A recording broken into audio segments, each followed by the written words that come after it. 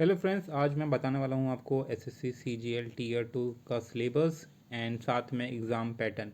तो सबसे पहले स्टार्ट करते हैं हम एग्ज़ाम पैटर्न से।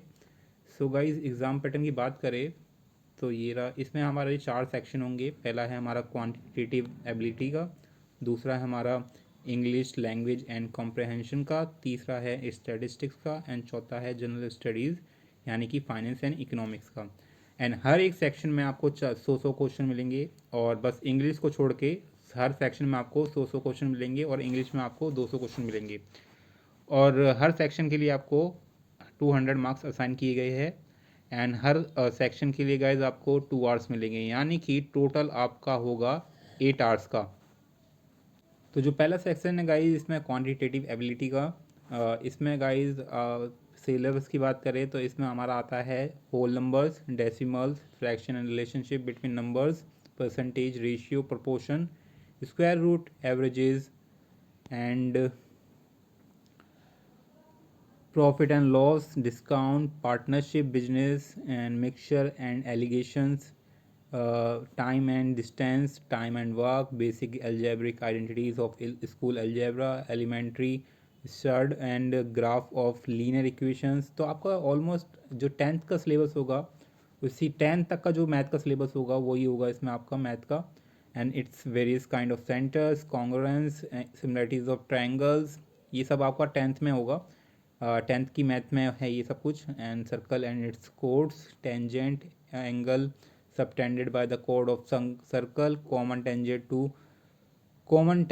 to two or more circle, triangle, quadrilaterals। सो इसमें आपको बहुत सारी चीज़ मिलेगी। और लास्ट में इसमें हमारा स्टैटिस्टिक्स का जो कि है histogram, frequency, polygon and bar diagram. तो ये ग्राफ से रिलेटेड है इसमें हमारा। अगर हम बात करें दूसरे सेक्शन की जो कि हमारा इंग्लिश का सेक्शन, सो गाइस इस सेक्शन में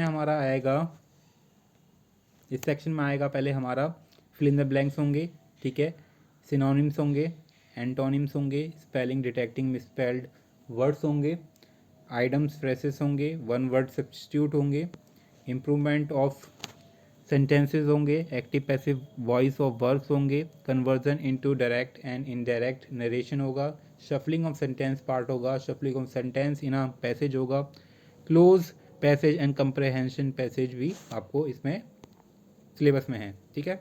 फिर हम बात करते हैं तीसरा सेक्शन स्टैटिस्टिक्स। तो ये पूरा डेडिकेटेड है स्टैटिस्टिक्स के लिए। तो इसमें हमारा पूरा आएगा ग्राफ से रिलेटेड, डेटा से रिलेटेड।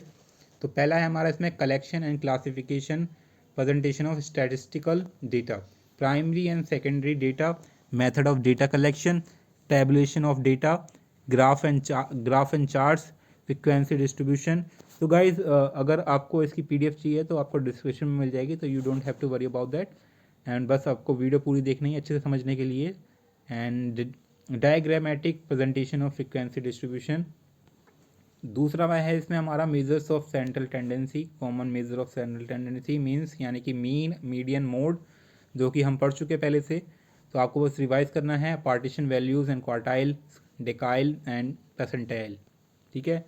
फिर आता है हमारा measure of dispersion, common measure dispersion, range, quartile deviation, mean deviation, standard deviation. And ये आप इससे फैमिलियर होंगे इन सारे टॉपिक से, लेकिन कुछ चीज़ होगी जो आपने पहले नहीं पढ़ी होगी, जैसे कि moments and skewness, kurtosis, different type of moment and the relationship.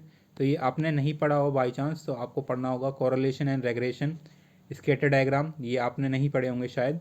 तो कोरिलेशन कोफिशिएंट। एंड अगर आप कॉमर्स बैकग्राउंड से गाइस तो आप इससे फैमिलियर होंगे। Similars, simple regression lines and Spearman's rank, correlation, measure of association of attribute, multiple regression and multiple partial correlation, ठीक है। फिर आता है हमारा प्रोबेबिलिटी थ्योरी में, इसमें मीनिंग ऑफ प्रोबेबिलिटी क्या होती है, ठीक है।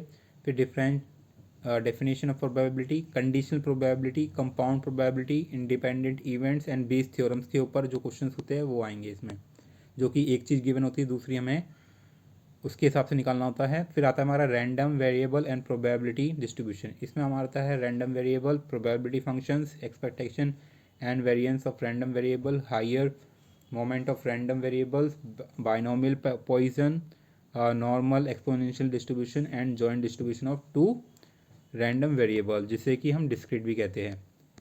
एंड इसमें आपको क्या क्या और टॉपिक है,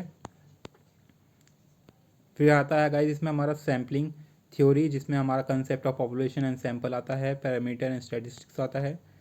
फिर आता है हमारा स्टैटिस्टिकल इंटरफेरेंस, जिसमें हमारा point estimation and interval estimation आता है। तो ये सब आप देख लेना, मैं PDF आपको गिवन डाल दूंगा उसमें डिस्क्रिप्शन में। एंड इसमें का स्क्वायर हो गया, F स्टैटिस्टिक्स हो गया। फिर आता है हमारा 10th इसमें analysis of variance, analyse of one way classified data and two way classified data. तो दो जो क्लासिफाइड डेटा होते हैं, दो टू टाइप्स के, उसका एनालाइज आपको पता होना चाहिए। फिर आता है हमारा टाइम सीरीज एनालिसिस, ठीक है। फिर आता है हमारा इंडेक्स नंबर्स। उसके बाद आता है हमारा 4th, जो कि हमारा जनरल स्टडीज़, जिसमें हमारा आता है फाइनेंस एंड इकोनॉमिक्स। सो इसमें हमारा गाइस पहला टॉपिक है फाइनेंस अकाउंट। इसमें हमारा पहला टॉपिक है फाइनेंशियल अकाउंटिंग। फिर है हमारा नेचर स्कोप, जिसमें आता है limitation of financial accounting, basic concept and convention, general accepted accounting principle. फिर दूसरा हमारा बेसिक कंसेप्ट ऑफ अकाउंटिंग, जिसमें हमारा आता है single and double entry, books of original entry, bank reconciliation, journal ledgers, trial balance, ठीक है, ये सब आएगा इसमें। एंड जैसे कि capital revenue and expenditure, depreciation. So ये कॉमर्स वालों के लिए काफ़ी फैमिलियर होगा। फिर आता है हमारा तीसरा, इसमें आता है basic concept of economics and introduction to the micro economics, ठीक है। फिर हम आता है theory of demand and supply, तो ये आप काफ़ी हद तक इससे फैमिलियर होंगे। फिर आता है हमारा theory of production and cost, ठीक है। फिर आता है हमारा forms of market and price determination in different markets. फिर आता है हमारा इंडियन इकोनॉमिक, ठीक है, इंडियन इकोनॉमी, जिसमें पूछा जाएगा nature of Indian economy, role of different sectors, role of agriculture, industry. तो ये यानी कि इनका हमारी इंडिया की जो इकोनॉमी है उसमें क्या रोल है। फिर दूसरा हमारा national income for India, concept of national income, different methods of measuring national income. Population में आ जाएगा इसमें हमारा साइज, रेट ऑफ ग्रोथ, क्या है रेट ऑफ ग्रोथ, अभी तो डिक्रीज हो गई है, रिसेंटली न्यूज़ आई है। रेट है जो, और it's implication of economic growth, और इसका क्या प्रभाव पड़ेगा हमारे इकोनॉमी में, ग्रोथ में, ठीक है। पॉवर्टी एंड अनएम्प्लॉयमेंट, गरीबी एंड जो बेरोजगारी है, absolute and relative poverty, types and causes and incidents of unemployment. फिर आता है हमारा पॉपुलेशन अगेन, तो ये वापस से रिपीट हो गया है, पॉवर्टी ये भी हो गया रिपीट। और लास्ट में आता है हमारा इंफ्रास्ट्रक्चर, जिसमें हमारा आता है एनर्जी आता है, ट्रांसपोर्टेशन आता है एंड कम्युनिकेशन आता है। फिर आता है हमारा इकोनॉमिक रिफॉर्म इन इंडिया, जिसमें हमारा क्या है, इकोनॉमिक रिफॉर्म सिंस 1991, जिसमें लिबरेशन आता है, लिबरलाइजेशन आता है, प्राइवेटाइजेशन होता है, ग्लोबलाइजेशन होता है एंड डिस इन्वेस्टमेंट आता है।